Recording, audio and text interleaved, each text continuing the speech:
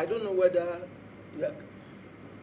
according to these releases, okay, 57.63 was released to housing in general. Now, in return, they now release only 14.68. I was thinking, since everybody is under one envelope, I think 57.63 of 2.395 should be released to Urban. That's number one. Number two. Number two, I want to know what's responsible for the slow progress in executing some of your projects. Is it as a result of procurement process? If so, we need an explanation. Permit me to rely on existing protocols. I am Honorable Dr. Ajibola Muraina. I represent Ibarapa Central, Ibarapa North Federal Constituency. I'm from Oyo State. Mr. Chairman, my interest is in respect of the IGR. I think we should be looking forward to a situation in which most of our ministries and agencies will generate sufficient funds to be able to execute even your own programs and then remit huge sums of money into the government's accounts. Your page 4, you said you made only to me.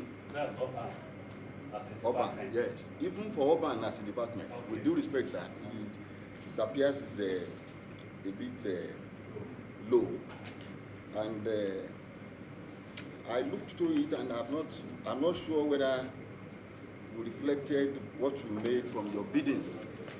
You are supposed to generate some money from your bidding processes. Sir, no project, nothing from the beginning till now. Very interesting. Now, you said you remitted the whole of this 12-something million to the accounts of the federal government. Are you aware that ordinarily you are supposed to remit a certain percentage? I think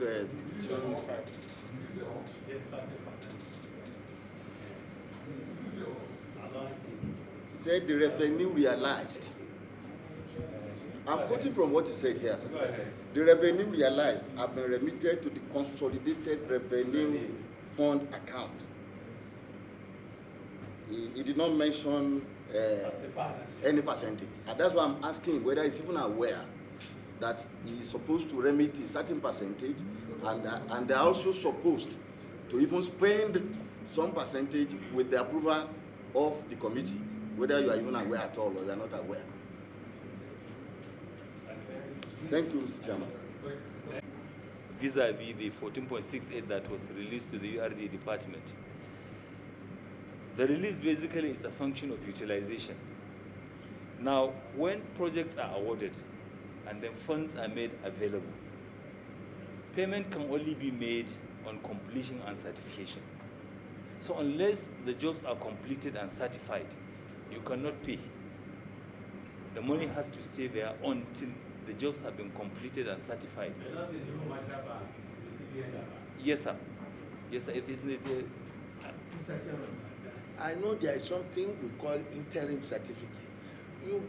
Until that job is completed before you pay. No, not at all. You are an architect. I mean, you know what I'm talking about. I mean, there should be interim valuation as you progress. Unless you are saying in Urban, you must complete your job before you can put in your payment. So at the discretion of the contractor. It's at the discretion of the contractor. If the contractor feels so obliged to apply for interim valuation certificate, we pay. you pay. Yes, we don't have any problem paying. Okay. It is discretionary. No, no, only no. completed projects. No, no, no. I'm Because talking. I'm talking, sir. I'm talking of utilization.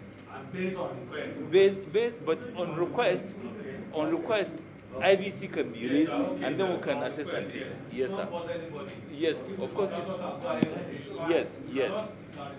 No, not at all. So basically, this is why you have this low percentage of utilization by the URD department.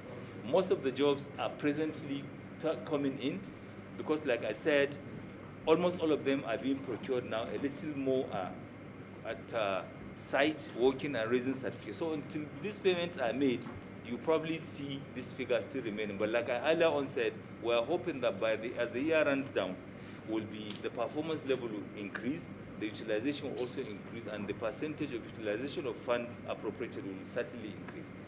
Thank you, sir. Low progress in execution of projects. Well, it's a function of so many issues. The first one being the procurement process. This Honorable House is fully aware of the difficulties ministries, departments, and agencies are having in terms of meeting the milestone in their procurement processes. It's long drawn out and it's time bound. But the PPA has made it practically difficult for any window, so you have to comply with the provision of the law. Until the timelines are met, you cannot procure. And like I said, our advert came out as far back as March. We only concluded the process. Yes, sir, in March. We only concluded the process of evaluations, both technical and financial, and all other procurement milestones around September. And then we started our MTV. So you can see the encumbrances. About 6 months. Yes, sir. Yes, sir. And then again, we also have to look at the possibility of contractor, the paperwork, going to site, taking over site, and then the implementation actually starts. So these are some of the issues. On the part of improving the internal efficiency of the ministry, we have designed and created some ways in which we will fast-track the process of signing agreement, preparation of the agreement itself, and then issuing introductory letter to contractors to go to site. That is within our domain, and we have improved the process and the speed at which contractors can quickly be issued letters to go to site. So by and large, these are the two key issues that really hamper the efficiency of ministries to conclude the procurement process. I hope that answers the question, sir. Thank you, sir. For the release of the fund, I have earlier mentioned that the release was mainly for payment. Yes, sir. Yes, sir. Well, we will avail the committee, if the chair so wishes, the building plan approval and the permits that were issued. But let me just quickly say that, Honorable Chairman, by the provision of the Land Use Act, land issues are mostly, and urban development issues are issues of state.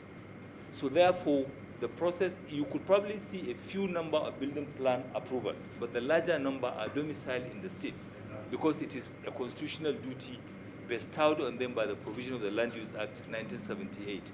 So only a residual function, mostly relating to issues of federal lands, normally come up to the URD department. And this is why the larger part of the work is in the states. So this is why you have fewer number of building plan approval, and therefore affecting our ability to generate revenue accordingly. I hope I have answered. Okay. Honorable Ajibola was talking about IGR. Yes, the need to step up the generation and utilization of IGR is very important, and it's quite something that we must all work towards doing. But let me assure the committee that we have intensified efforts in terms of blocking leakages, in terms of bringing about efficiency in our work processes through digitization, so that a larger chunk of our work that will be eaten up into the resources of the ministry are normally brought to the barest minimum. In terms of our ability to create and to regenerate more funds, which hopefully as we go along should be able to finance the activities of the department, I think this is a long-term plan, and we can just keep our eyes on the crystal ball and hoping that we should be able to get there. But really it is a desirable goal, and every ministry and department should aspire to reach that goal. But it's still a work in progress, sir. Also, the issue of the funds raised from the bidding process. These are payments made on the remitter platform. It is not a departmental issue, it's an overall ministry issue. So it is transferred to the TSA through the remitter platform, which the federal government TSA account is in custody of. So therefore, really the bidding funds raised by contractors and prospective contractors are fees paid into the consolidated revenue account through the TSA. And I have every assurance that all fees generated have been paid. In any case, you cannot even generate the RRR revenue remitter platform number unless and until you pay that money. So it is something obvious that you just can't access the platform if you don't pay. So I can assure you that all the funds raised and, as revenue have been remitted and classified accordingly.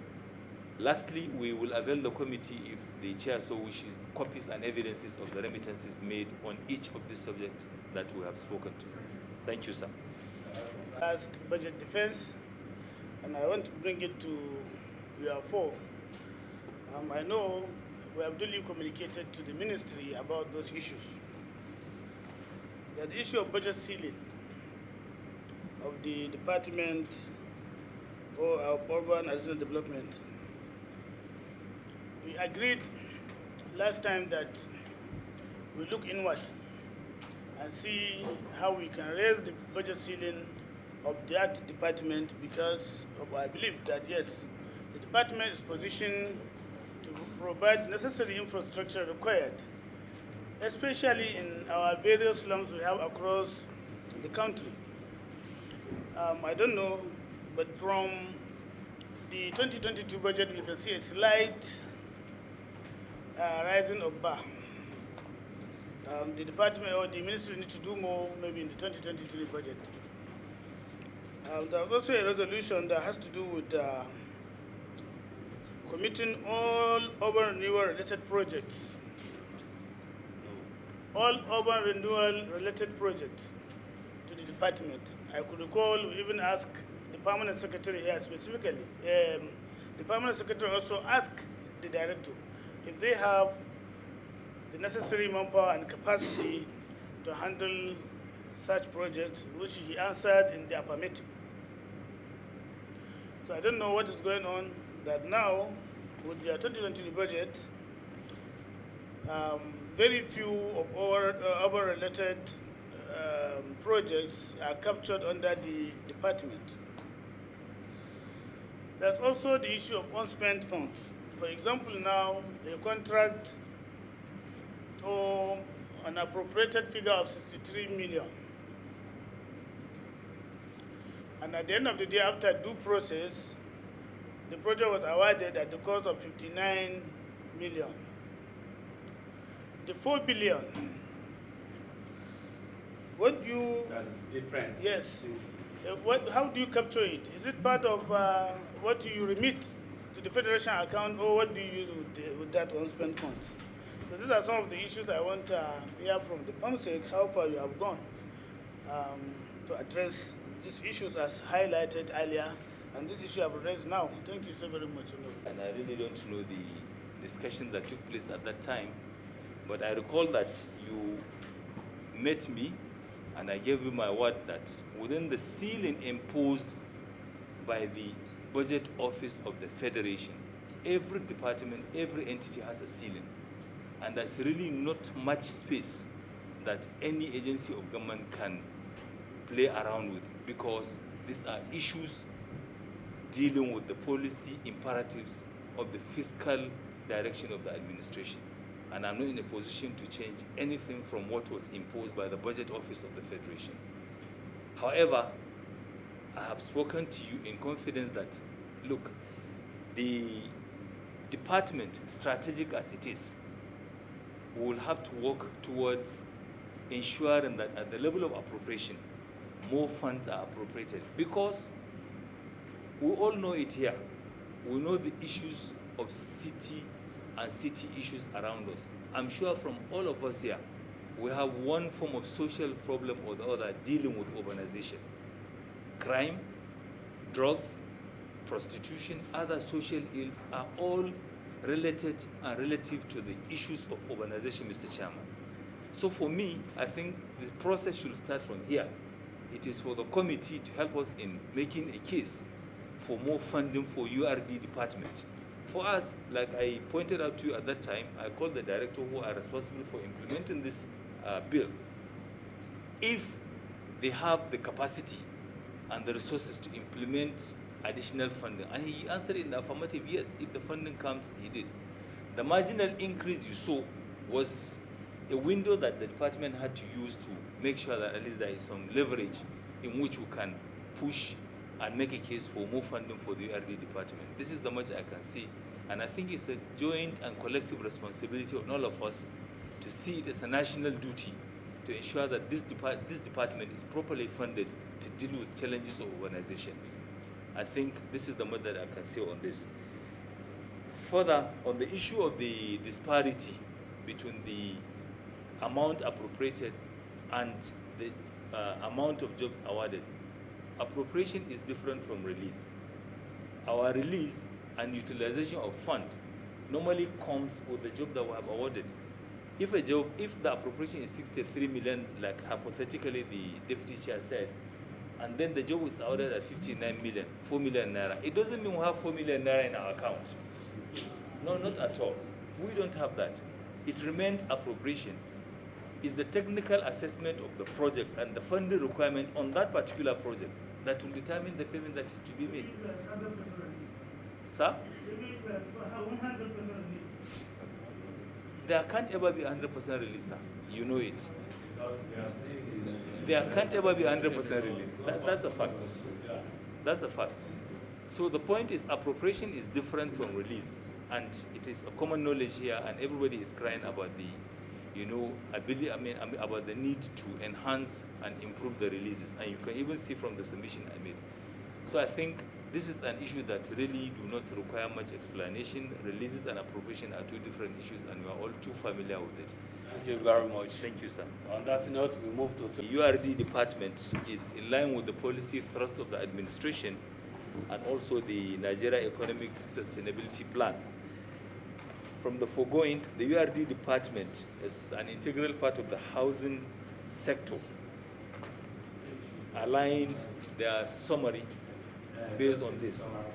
And the proposal we have for the 2022 budget in total is 3,790,481,850 naira 82 kobo, broken down under the entire housing sector has 91,996,182, while the URD has 3,790,000.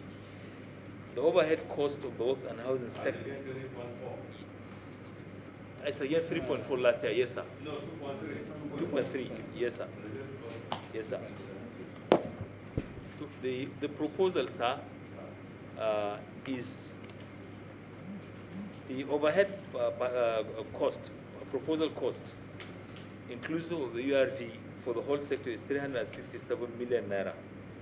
The personnel cost of the works and housing sector of the ministry is 10,100 million. The personnel cost is being implemented, like earlier mentioned, from the IPPIS platform, while the capital is domiciled in the ministry. Paragraph 6 is talking about the prioritization of projects. It is imperative to mention here that the intention is to complete ongoing projects, and the low-hanging fruits, if I may classify them as such. They include the completion of urban renewal and slum upgrading programs in various locations in the 36 states of the Federation and FCT. They also include the completion of ongoing preparation of National Physical Development Plan and preparation of Strategic Regional Development Plan for the 6 geopolitical zones. And then also the need and the funding to conduct city strength and resilience and sustainability study in selected locations to mitigate the vagaries of climate change. I'm happy, and I want the committee to know that as I speak with you, the global attention is focused on climate issues and climate change in Glasgow, Scotland. Finally, the completion of the review of the National Urban Development Policy, which was last prepared in 2012, in line with the Agenda 2030 for SDG and New Urban Agenda. Like every other activity, we do have some challenges.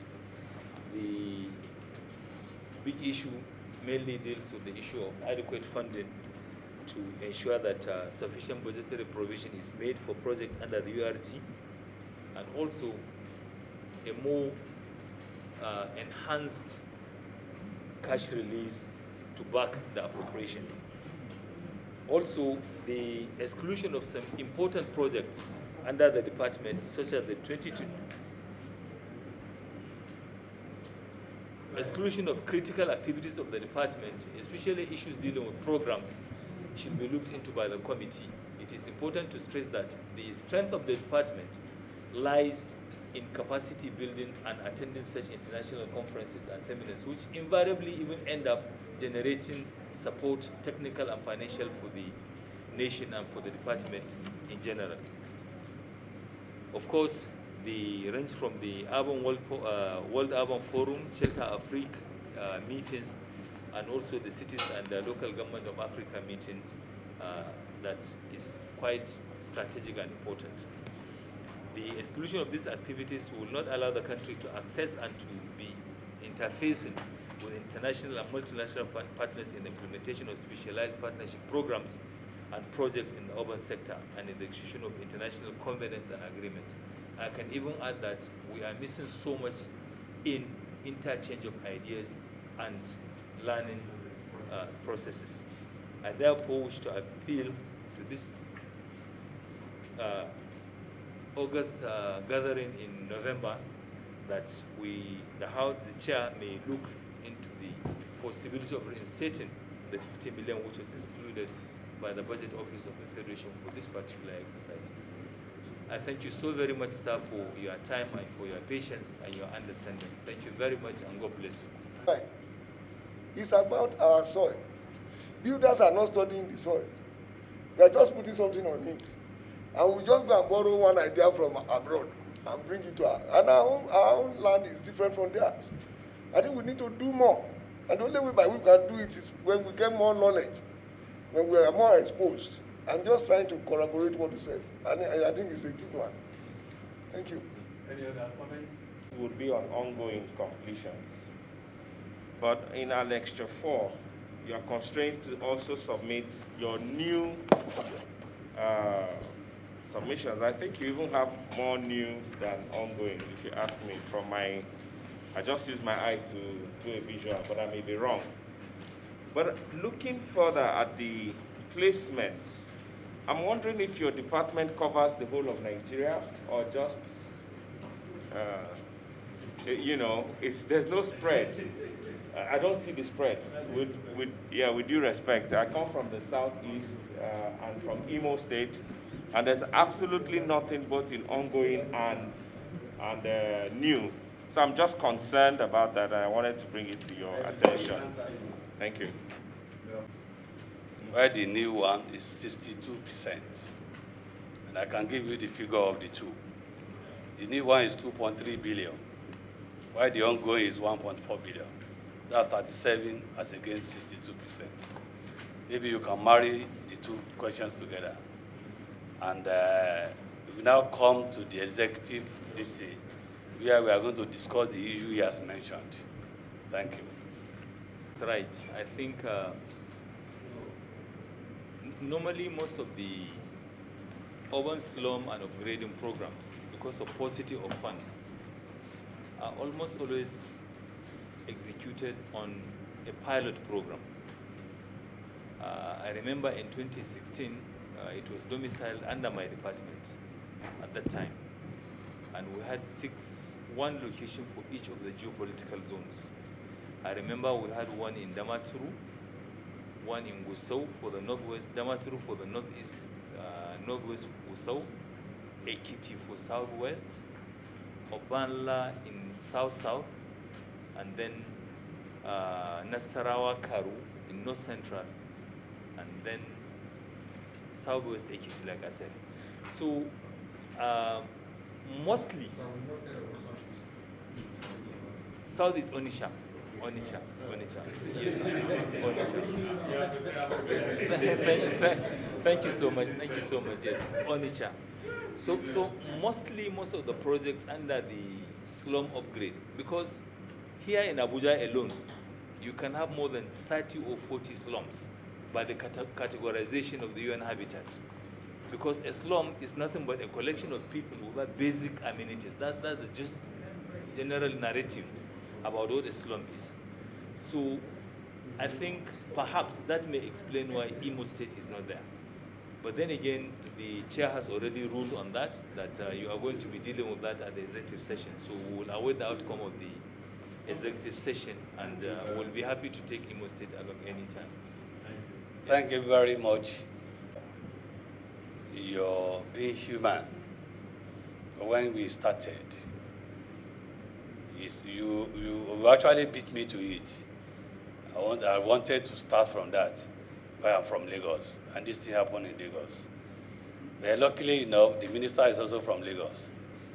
I'm also from Lagos, and our colleague is from Jigawa. You are from Jigawa, so we compare one another.